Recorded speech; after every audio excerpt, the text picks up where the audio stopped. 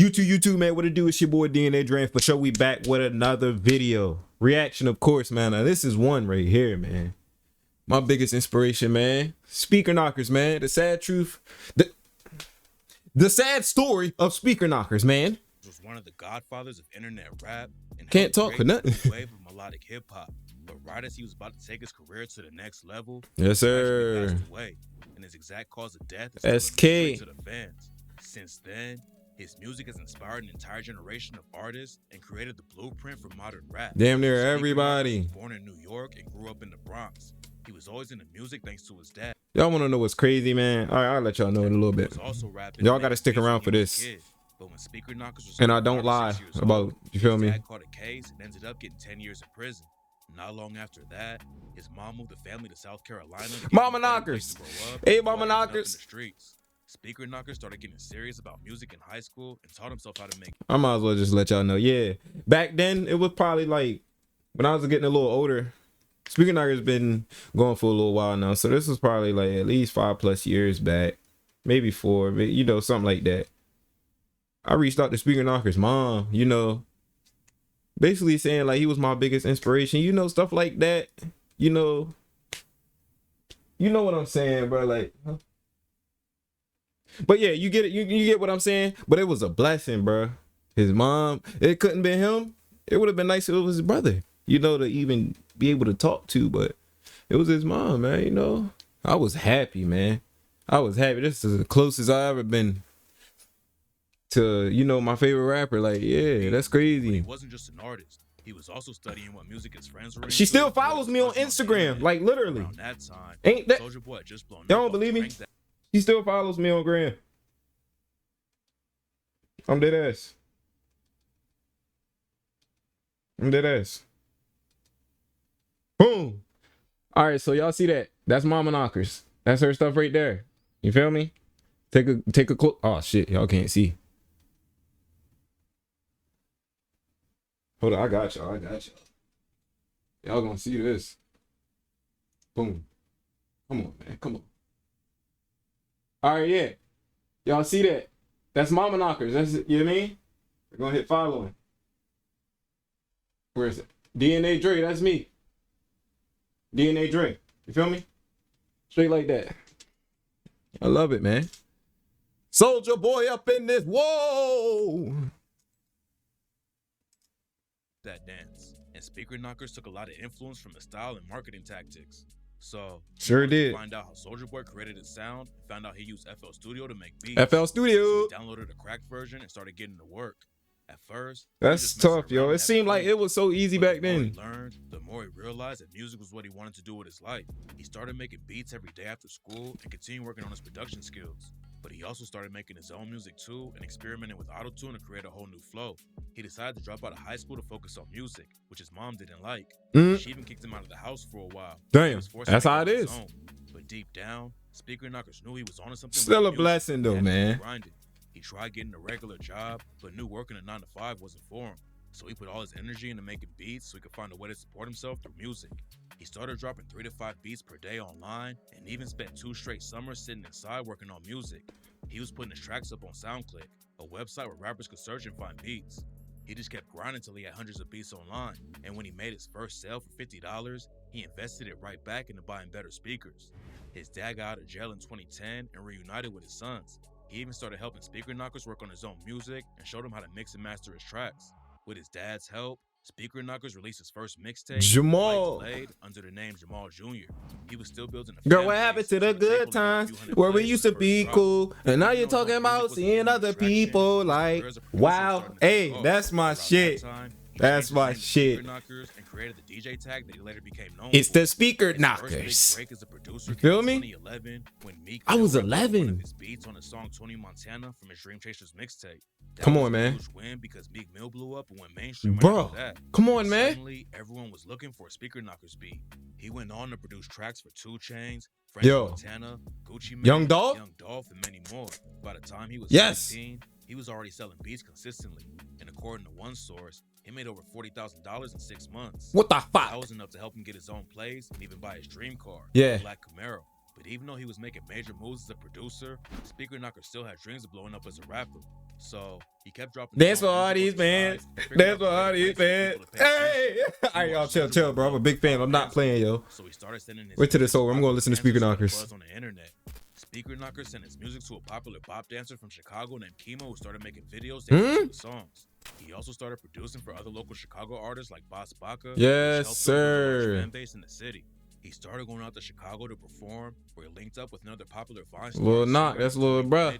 Tony started making vines, dancing, and lip syncing to his music, which helped him blow up even more. They even collabed on a track called Scared Money and exposed his sound with to Tony. Audience. Woo! speakerknockerz would capitalize on the buzz by come on, man, going too soon, man. I hate this. Married to the Money and Finesse father. He also started dropping videos that were running up crazy numbers. I probably would have met, bro, like hit Rico Story in September, but a few months later, in December 2013, he dropped a track that would make him a superstar. Lonely hit and helped make speakerknockerz a household name. Yeah, he was one of the first artists to mix auto-tune flows with a production inspired by trap and drill music. Come on, man. With the help of Tony and other creators on Vine like Reggie. Before T-Pain did that, you get it? Helping it blow up even more. speakerknockerz knew he was making great music, but he didn't realize he was about to change the sound of rap forever. I'm not saying he was the first to use auto-tune. He did what he did before T-Pain. Before T-Pain did how he did. What he did, how he did. Feel me? Indie label, Taliban's Entertainment, and released all his music independently through the internet.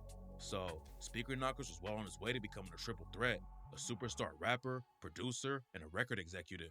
He said in an interview that he isn't signing anybody but himself, and he doesn't need a big name to get popular. So, he clearly had the vision and wouldn't look at Mook. Stop him from reaching the top. His videos were consistently going viral, and by selling beats, he had a way to make money without signing to a major label. Yes, sir. It seemed like speakerknockerz was in the perfect position to take over the music industry, but at the height of his fame, his life and career was man, before he could reach his full potential. Although speakerknockerz was finally starting to live his dreams, life wasn't always easy. The sudden overnight fame made some family members switch up and start acting different. Yeah. It was hard for him to trust people, which only got worse after he found out his girl was cheating on him. Yeah. According to his friends and family, in the months before who cheated on my speakerknockerz seemed to be depressed and wasn't acting like himself. There were even rumors that he started abusing drugs to deal with the stress of becoming famous overnight. He still kept grinding and dropped the track Erica Kane in 2014. It was another instant, but fans had no idea it would be the last song he would ever drop while he was alive. I got that, Mike. After the song I got a ride NT1A. Started going around the internet that speakerknockerz had gone missing and no one knew where he was. Fans knew it was serious after his mom posted about it on social media and confirmed that he'd been missing for days. On Facebook, it's not like him not to communicate or come home for this long period of time. I pray that my son is okay. The day he went missing, he had dinner with his family for his dad's birthday. He dropped his dad and brother off at home and told him he would be right back because he left something important, but he never came back, and no one heard from him again. The next morning, he had studio time booked and a business meeting lined up and didn't show up for either, so his family knew something wasn't right. No one could get in contact with him, and his family started to get worried. Eventually, they called the cops and went to his home in South Carolina to look for clues. When they knocked on the door, no one answered, so they forced their way in. When they searched the house, they found speakerknockerz in the garage right next to his black Camaro. The news shocked the world because he was only 19 at the time of his death. Yeah, like life ahead of him. Even though his family confirmed the tragic news, they didn't reveal much information about how he died or what happened leading up to his passing. So, theories began going around the internet to explain what might have happened. Some said it was the result of an overdose due to his addiction to lean. Others say it was a suicide and he died from carbon monoxide poisoning after leaving his car running in the garage. The coroner later confirmed that there were no signs of foul play, and his official cause of death was a heart attack. 90% usually die of a heart attack unless there are drugs involved. Lean is known to slow your heart rate, which is where the rumors of an overdose came from. But the coroner also confirmed that he had no drugs in the system at the time of his death. As the result of natural causes. His family's also been very quiet about what really happened to speakerknockerz, but they've been clear that it was not drug related, and most of the rumors are complete cap. Yeah, man. On the anniversary of his death, his mom, Misha Wilson, aka Mama Knockerz, appeared on the Drea O show where she talks about her son's death and legacy in music. She said, reading some of the things that people say, it's like whatever they put out on the media, in the media, that people believe it. And then when I see some of the things that they say, it's not true at all. Like only you know. Of the things that they say is not true. My son did not die of any type of drug substance or anything like that, and he did not have a heart attack. But I just, want to clear that up, because that's not what happened to him. But even though it was a tragic situation, damn, man. still a silver lining. March 7th, bro. My birthday is March 27th. His family gets 100% of the profits from his music catalog. At the time of his passing, he had about 49 tracks available online, and his family continued to drop his unreleased music. They premiered a video for Erica Kane a few months after his death. Yes, sir. His final mixtape, Married to Money 2, came out later the same year. 1994. Rap game for a few years, but the music he dropped inspired a whole new way. Every day I think about the money. Style wasn't mainstream when he was Your racks. Hey, bro, every song. Hey, Boogie. Similar sound, and credit Speakerknockerz as the major inspiration. Come on, hey, Boogie. A few months after his death, Kodak Black released a remix of Lonely called Off at 14. Kodak blew up not long after that, and in the next few years, more and more artists would give Speakerknockerz the flowers he deserved. Yes, sir. Hey Boogie with the Hoodie first came out, many people compared his sound to Speakerknockerz. He was asked about it in an interview with The Breakfast Club, and A Boogie said he took it as a compliment because he was bumping Speakerknockerz all the time when he first started to rap.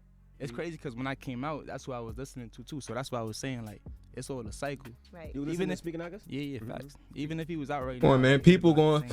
Some people would say they wouldn't. Some people would lie. Same thing. You think it's a compliment when I fuck with A Boogie too, bro. Of course, because He one of my second slurs. You feel me? He up there. I fuck with A Boogie. Lil Uzi Uzi him out on an unreleased track called Alone Time, and Denzel Curry also rapped about him on the song Naughty Head. On Alone Time, Uzi rapped, rest in peace to Speakerknockerz. Got your bitch all on my arm. Lil Uzi, wow, he got like all the options. Yeah. On Naughty Head, Denzel said, bitches get me sloppy, my pockets on Andy Milonakis. Bumping Speakerknockerz, Rico story when I see the coppers. Cool. In an interview with the Fader, Roddy, here another one. Speakerknockerz as one of his main influences, alongside some of the biggest names in hip hop. When asked what he listened to growing up, he said, "I'm pretty young, so I was listening to Speakerknockerz, yes, sir. Future, Young Thug when he first came out. I listened to Lil Wayne a lot when I was a kid. Future, Thug, and Wayne are three of the most respected artists in the game. So the fact that Roddy put Speakerknockerz in that same category says a lot about his impact yes, sir. on the generation. Yes, sir. Even rappers who you might not expect to be inspired by that wave have given Speakerknockerz his credit. In For a real. interview with Billboard, T Grizzly said that Rico story was one of the best storytelling rap songs of all time. Yeah. So even though he didn't live long enough to watch it all unfold, Damn. Speakerknockerz had a legendary run that gave birth to a whole new sound. Real shit. Fans may never know the exact details about his death, but his memory will live on through the music he left behind. Oh, man. Rest in peace, man. It's my favorite, bro. It's my favorite rapper, man. He inspired me. We don't sound nothing alike, you feel me? I took a different route with my sound, but I love it, man. Let's do it, man. Make sure y'all comment, like, subscribe, ring that bell. I got another video for y'all, man.